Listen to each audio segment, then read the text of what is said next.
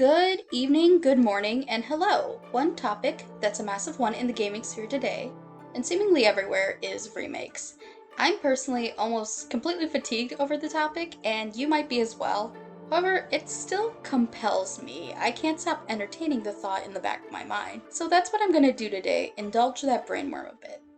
What if Fire Emblem Path of Radiance and Radiant Dawn got a dedicated remake? Preferably one that will connect both games into a two-part experience on the same cartridge. That's what I'd like to discuss today. This script was built off of a Notes app bullet point list I've had on my phone since 2016, so it's been on my mind for a while. Now, to be honest, my preference will always be new original games over any remake. So for any future Fire Emblem game announcement in a direct, I'm rooting for a new game. And I think non-limited time or non-Nintendo Switch Online exclusive HD ports is all I'm realistically asking for. Similar to how Final Fantasy's library is so accessible, or an HD port similar to Kingdom Hearts HD remixes, released in the 2010s. A remake would be great, but if I could just buy it on the eShop, I'd be happy. And to be honest, Tellius isn't even first on my list of Fire Emblem games I'd like remakes for. That's Binding Blade, Roy's game. However, I've always speculated in the back of my mind what kinds of wishes I'd ask for if it ever happened, so I just thought I'd put my opinions out there. Big disclaimer here, this is 100% speculation for the sake of it. I have zero access to insider information or leaks, this is just for fun. Please note that most of these suggestions don't mention plot spoilers, but do be cautious if you want to go in blind. I'll also have a dedicated story spoiler section right at the end. Let's start with the most basic wishes. Consistency between both games. Now, Path of Radiance and Radiant Dawn were always meant to be two parts of the same experience. They created Path of Radiance with the sequel in mind, quoting Senrikita in the Tellius recollection books. I remember back when I was contacted by the developers to work on Path of Radiance, they told me it was going to be a rather large project. There were so many things in Path of Radiance that were never addressed that we couldn't mention and so remained unknown. I remember exactly how I felt. Is this really all we can talk about? Such a waste, there's so much left to say. Then soon after, there was talk of a sequel. I remember being so pleased and thinking, alas, we'll be able to talk about the rest of it now. Path of Radiance is a frame that is prepared for the painting that is Radiant Dawn. When combined, I feel they form a masterpiece. Regardless, Path of Radiance was developed for a very different system than Radiant Dawn. Path of Radiance was an N64 game that was delayed into a GameCube title. Radiant Dawn was a Wii title. Visually, the games look quite different, so I think a level of consistency could be achieved if revisited once more. From a visual level, consistency between user interface design, sprite artwork, 3D map visuals, sound font, etc. From a gameplay level, bringing some of the improvements from Radiant Dawn into Path of Radiance, such as Olivia Grass that allows Lagu's units to charge their transformation gauges, the ability to skip enemy phase, etc. And other miscellaneous user experience improvements such as the Danger Zone toggle in Radiant Dawn. I'm not really sure if Path of Radiance necessarily needs the battle saves that Radiant Dawn has, aka the ability to save in the middle of chapters without suspending progress. It would maintain consistency, but Path of Radiance doesn't need it. But by all means, do not take it out of Radiant Dawn. I personally prefer battle saves over any turn rewind, but that's a your mileage may vary. I also really want them to fix the easy, normal, hard mistranslation, and I think it's safe to assume that would be the biggest priority to a localization team since it did contribute greatly to the game's lack of success overseas. Put a pin in translation issues, I'll mention more later. Now, my first big suggestion probably goes without saying. Voice dialogue. Absolutely a must-have. I've raved before and will continue to say how good I think the cast in Heroes is, and how much I'd love to hear them all continue their roles beyond that. It's a bit strange to think about the amount of voice lines that Ike and Micaiah's various units have had in Heroes in the last 8 years actually eclipses the amount of voice lines that each unit in Awakening has. I also have to shout out Greg Chun as Ike. There was a moment in Ike's dialogue in Engage where I actually got quite emotional just hearing him talk because it didn't feel like Ike had good voice acting, it felt like Ike himself was speaking. And Greg Chun is the lead in The Somnium Files, which is a game I consider to have the best voice acting I've heard in a video game. So I really would love to hear him given 2 games worth of dialogue in the pilot seat. And Veronica Taylor is a living legend in the voiceover industry, and she is absolutely perfect as Micaiah. I would literally die, like absolutely crumble to dust, in a good way if I ever got to play Radiant Dawn and hear her line deliveries for some of my favorite lines. Of course, this extends to the Japanese voiceover as well. I would be here all day if I talked about each individual character and the talent behind them and how much I like their work. But overall, yes, yes, yes, full voice acting is a huge need for any sort of re-release. I think it truly elevates a work, and Fire Emblem has been blessed with lots of great talent in the voice actor department, as well as voice direction and behind the scenes stuff. So voiceover is a must-have. I don't even want to think about a remake if it's unvoiced. Second on the board, supports in Radiant Dawn. This is probably the most asked for feature. I'm on the record for saying I don't think the lack of supports takes away anything from a character's writing, especially since base conversations exist. However, supports can and do elevate a character that otherwise would go under the radar. Reese is a character I would not have much of an opinion of at all, but since he is part of one of my favorite supports in Path of Radiance, my affection for him goes up as a result. And Radiant Dawn characters do not have that opportunity. If nothing else, I think the Dawn Brigade would benefit from supports. Given how massive the cast is, I think keeping it 2 to 6 supports per character, like Path of Radiance, seems manageable, but I wouldn't complain about more either. However, I really prefer Radiant Dawn's ability to let you support everyone with anyone, so maybe a hybrid approach where certain supports unlock conversations but the mechanical aspect is preserved. It'd be similar to how talk conversations can be unique for certain character combinations, but everyone can support each other. Food for thought, it's not a need. So, to piggyback on supports, I think it's pretty well accepted that some of the worst romantic endings in the series are in Radiant Dawn. Personally, I don't think I want them to outright remove any. That's just really not in the spirit of the kind of approach I want from remakes, for them to start removing a lot of the original game. But I certainly think some of the widely disliked ones would be less notable if there were more options to choose from. To add on to this, it's worth noting that the Tellius Recollection Volume 2 book, released in 2016 by the original developers, actually did walk back at least Har and Jill's married ending, stating on Har's profile that they do not have any romantic feelings for each other. Despite, or maybe because of this, I think this gives Tellius a golden opportunity to add more if the game was approached by a development team in 2025-ish. Especially since Fates, Fire Emblem has been implementing more and more LGBT focus in each game. They said for Fates that they decided to stick their toes in and add in 1 same-sex marriage option per cartridge, and after it was well received, each game has added more and more. By the time Engage rolled around, they fully uncapped the limit of S supports, allowing a Lear to marry whoever they choose, regardless of gender. This is all to say, I believe the developers at Intelligent Systems are a lot more willing to be explicit about the subject than they were in 2007. They tested the waters and it paid off. While I think certain things were heavily implied in the original, a new stab at the material could give them the opportunity to make, for example, Tabar and Raisin an explicit couple if they wanted to, and personally, I'd be over the moon if we got anything explicit between Jill and Mist or Alicia and Lucia. And one last thing that is a bit prominent in supports, but extends to the entire game proper, I'd like the localization to go over the game at least one more time. I cannot believe the original localization team was only 6 people for Path of Radiance, 10 for Radiant Dawn, so huge kudos to the amount of work they did. However, I think it's a bit obvious that the 2 games were done with 2 different approaches. One thing that's really noticeable is, the punchy dialogue from NPCs in Path of Radiance is completely gone in Radiant Dawn. The dialogue in Radiant Dawn was translated a bit more literally, and I thought the silly dialogue was fun, but I didn't mind either way. But whatever they choose, I prefer to be more consistent across the board. Another localization change ties into my previous point. Quite a bit of the dialogue in Path of Radiance does change Ike's dialogue with Alicia to sound more romantic, while friend-zoning Soren a bit. This really backfired when Radiant Dawn released, and Soren was Ike's love interest, not Alicia. There's pretty detailed blog posts I will link below, so an appropriate approach in the present would be definitely to restore the original intent. But of course, that's not all. This will be its own separate point. Have you heard of the Radiant Dawn extended script exclusive to the Japanese Maniac mode?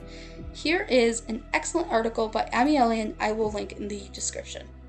To recap though, the original Japanese release of Radiant Dawn had a much longer script for pre and post battle cutscenes, aka a majority of the plot. This did not affect supports, battle conversations, nor unlockable conversations exclusive to the second playthrough.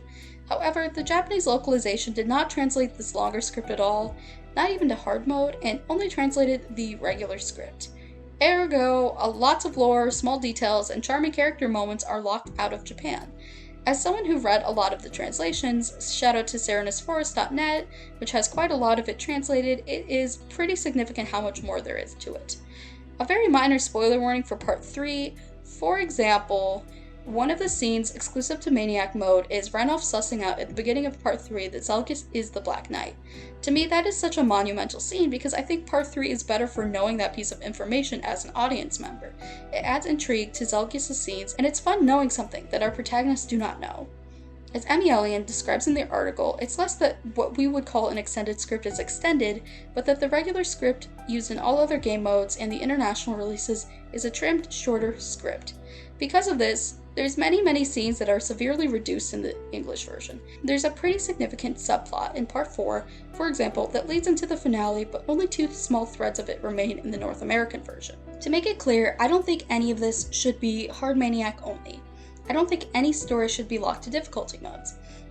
I'm also really mixed on the second playthrough exclusive story elements and how it'd be implemented. And this isn't exclusive to Radiant Dawn. I don't think Ashnard's second phase should be hard mode exclusive either. It's the canon conclusion to the game that was hinted at multiple times. It's a bit anticlimactic to deprive most fans of seeing it. Now, to step away from the story for a second, generally, I don't like complaining and giving suggestions in fields I'm not well versed in. I like to at least not sound like an uninformed idiot when I make suggestions. However, I do feel like a few of these need to be said, and it'd be a glaring error to not mention them. So I will do the extremely unhelpful thing where I just say, fix this without having a clue on how one would do that. I will surrender to the comment section if anyone wants to jump in. 1. Stat and availability modifications in Radiant Dawn. Actually, I have been on the record for saying I like that the Dawn Brigade sucks because of the strong gameplay story integration. The Dawn Brigade is not a formal army. They're a bunch of peasants being starved going up against the strongest military force on the continent. Even in, spoilers, Part 3, Dayan is still a recovering nation being forced into a war to essentially be a meat shield to slow down the Laguz alliance, still woefully unprepared. I like how each map is a struggle by underdogs to make it out alive and secure victory. However, I don't think there's any reason Fiona should be as weak as she is. Even if none of the other members of the previous generation of riders were as strong as Grail, if Lomvega was as strong as even Torneo, his daughter shouldn't be as weak as she ends up being. I love her intro chapter, her design is gorgeous, but dear lord, at least let her dismount from her horse. Also, Meg should not have as low of a strength stat as she does since she can canonically pick up a cow, which is about 1,300 pounds or 600 kilos, and yet her strength is lower than Tellius. Pellius? Make it make sense. Alright, let's rapid fire. The ally UI is pretty bad in Radiant Dawn. Heavy ally unit chapters like Fiona's introduction and the horse one are infamously frustrating for this reason. I'm sure any change would be an improvement. Skipping enemy phase in Radiant Dawn is another must, especially for some chapters like 312. It would also be a massive boon for speedrunners as a bonus. Scaling levels in Radiant Dawn, especially for Tormod and his allies. Tormod has the worst availability in Radiant Dawn, only being present for, spoilers, 4 chapters before endgame. I think he should get a level up buff so he's on par with everyone else when he returns. I'm sure he fought and gained experience in battle outside of the player's control. He even gained stronger weapons. So why not have him be late in his second tier promotion level so he's ready if you would like to upgrade him to tier 3 classes. This isn't a need, but while we're talking about gameplay, here's a small suggestion. Perhaps a magic dagger in Path of Radiance, similar to the Shining Bow in Fates or the Levin Sword in Awakening. It would make Dagger Sages a legitimate option rather than a joke. Dagger Soren is a hilarious decision, but it would be nice if there was any reason to go for it. Alright, last 2 suggestions before I start going into story stuff. I think the game needs modern touches to make it more accessible for newer audiences. Ergo, I think both games need unlimited supports and casual mode. Casual mode is a non-starter for me. I don't think it takes anything away from the experience to have it as an option. I think Radiant Dawn Part 3 Endgame is the only experience that I think might require the gravity and risk of permadeath to maintain the story gameplay integration. But I also don't think casual mode would desecrate it or anything. If it causes more people to try out and enjoy the game, great. Uncapped supports for Path of Radiance is also a huge need. I don't have any other issues with how supports unlock in the game and who can support who, but I think it's a big shame and a shock to the system when compared to modern Fire Emblems, how you can only get, for example, Ike's C through A with Soren, but C through B with Titania. Limiting each character to only 5 conversations, effectively only getting as satisfying with one other character, is just not acceptable, especially since I think Path of Radiance is probably the worst game next to Engage in backloading most of the dialogue to the A support, which is not really a serious problem with Engage because it does not limit supports. Path of Radiance does. So if they wanted to tinker mechanically so the A support's stat bonuses only trigger for a single character, I'd be down with that. But Path of Radiance has some excellent supports that are best experienced by reading them online, which is a shame. Lastly, I'd love to see epilogue illustrations. I believe Radiant Dawn is the only game past the GBA era to not have them at all, which is quite odd. We only have one of Path of Radiance Ike, but especially with Micaiah's Queen Cypher card and the subsequent heroes all, I think it'd be a lovely cherry on top to see all of the main groups of characters after the curtain drops. And oh yeah, please fix whatever happened to Astrid's character in Radiant Dawn. I don't even know if I'm asking them to change Astrid's crush, but please don't let that define her. Her endgame boss conversations are fantastic, just make her like that for the rest of the game. Alright, last warning, I'll start mentioning story spoilers for both games now. A major thing I think any remake will need to come to a conclusion on is what to do about the second playthrough exclusive events in Radiant Dawn. For example, I think seeing Tellius' death and the impact of it should be something you experience at least once. So much dialogue changes because of it. For example, Almeida is a lot chattier and tells you a lot more lore if she's not in grief. But I think seeing that grief is important.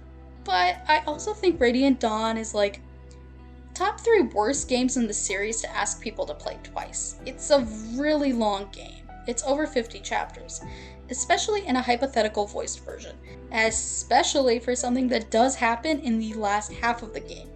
People complained about having to do White Clouds twice to do the Black Eagles route split, unless they were very prepared for when that would be, to make a separate save. Unfortunately, that resulted in most people ending up skipping either Silver Snow or Crimson Flower. I think most Fire Emblem players in 2025 just do not play the games more than once unless it's their favorite. And I don't mean people who'd consider themselves big Fire Emblem fans who play every game, I mean casual players, who make up a majority of fans. So I honestly have no clue what they do to tackle that. It's probably one of the biggest head scratchers of what a remake could entail. Especially since the character in question, Tellius, is not playable at the time of his death. Therefore, this wouldn't be unlocked with support levels, like Edelgard's Crimson Flower route unlocking at her C+ support, or avoiding Kaze's potential death and birthright with an A support. However, Tellius surviving facilitates a chain of events that leads to the true ending of the game, where he reveals to Almeida that Soren is her biological son. So it's a very crucial thing to be able to save him. I apologize for not having a clean solution I'm confident in presenting. So I really don't have a solution other than acknowledging I don't think multiple playthroughs is the best way of telling this story. But I also don't want a hypothetical remake where the original first playthrough story is not told, so it's a lot to think about. Alright, some minor story related stuff I just wanted to throw out there. I'm not married to most of this, but I think it would be cool. 1. Maybe let players create a save between both sections of Path of Radiance Chapter 27. I think a large majority of players make a save state before the second section, the Black Knight battle. Even without an emulator, as someone who does own both games and plays them on the Wii, it's so annoying to redo the whole chapter. I like that you can fail the battle, but even a stat-blessed I can easily fail it still. Plus, recruiting Nazir is locked behind winning. And of course, winning is the canon conclusion. The Black Knight lets Ike win, and Nazir is not dead in Radiant Dawn.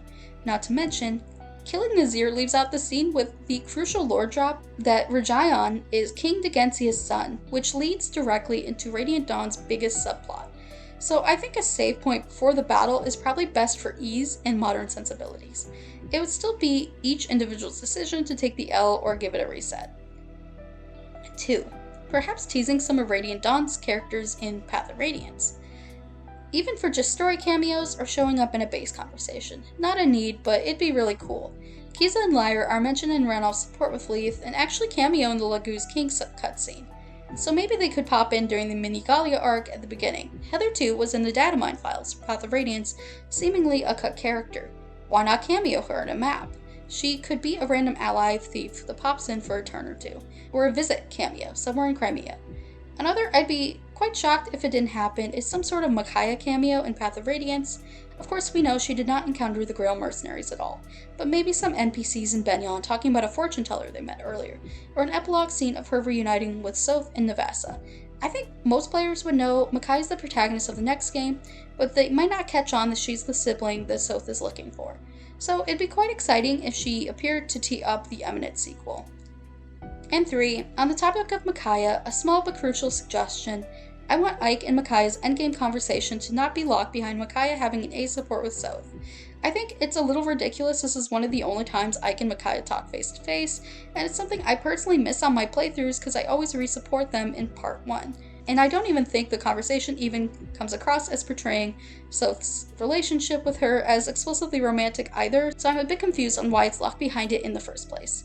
For what it's worth, this conversation is mentioned on Micaiah's Tellius recollection page, despite that book declining to mention the paired ending at all and for only referring to them as siblings. Again, I'm not advocating for them to take the paired ending out, even though I hate it, but it'd be nice if the game doesn't lock pretty critical stuff behind it. So my last suggestion is the most major and important to me, and I'd be a little crushed personally if it didn't happen. I don't know how much I expect it to happen, but I really want Zelgius to live, like Laurent and Tellius are allowed to. A major subplot in the last bit of Radiant Dawn is how Asher's covenant only accounted for a great conflict between Laguz and Beorhtric, and the subsequent punishment to them. Thusly, Asher and Yoon do not recognize how much their creations could evolve without them. Yoon had no clue of the Branded's existence. This is why Stefan was unaware of the world turning to stone in his Branded-only village, and why Amy, a powerless child, didn't turn to stone when her father, a former Beorhtric warrior, did. Branded cannot turn to stone. This is something Zelgius explicitly aware of and goes to warn Micaiah of in Part 4, Chapter 3 in the extended script. This, along with Stefan's conversation, along with Zelgius' paths, along with Ike and Micaiah's talk in Endgame, causes Yoon to realize Asher's creations have evolved once again outside of their direct control. Ashera, I'll tell you a secret you didn't know. Children can be born of both a Beorhtric and Laguz parent. Some of these children are born with a brand. These special children look like Beorhtric, but they are not the same. They have longer lifespans and lots of special abilities like the Laguz. They are still very few in number, but if allowed to flourish, with passing time, mankind might become anything. If two races, Beorhtric and Laguz, continue to evolve, I'm sure something wonderful will emerge. I want to see what mankind becomes. You can't just bring that to a halt. And Asher responds with, "The world does not require the evolution of man." This is the core tenet of Radiant Dawn. It is explicitly because the Branded exists that it inspires Yoon's fight to stop Ashera. Conflict will always exist, but as long as one's given a chance to evolve, life will become better. Children will surpass their parents, and the past will always be succeeded by the future.